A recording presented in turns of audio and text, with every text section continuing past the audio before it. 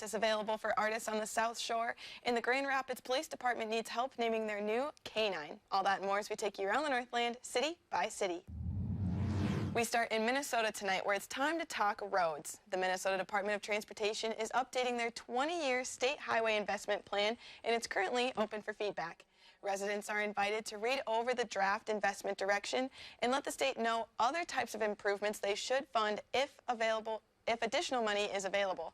MnDOT reviews the plan every 5 years, and they want to work with the money they're sure they'll have 20 years down the line. From 2023 to 2042, they're projecting $30 billion in available revenue.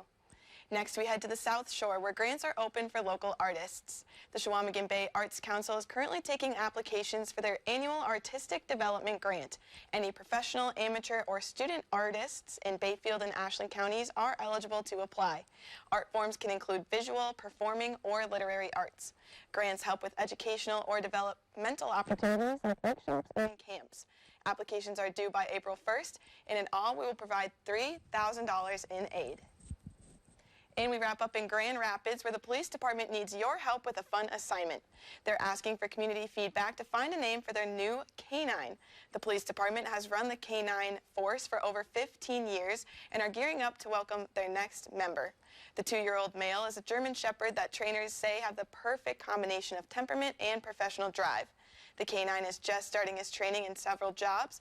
Community members have until March 17th to submit name ideas, and we'll have the link to do so on our website. And as always, if there's something going on in your neighborhood that you think we should know about, send us an email, and it might be featured as we take you around the Northland, city by city.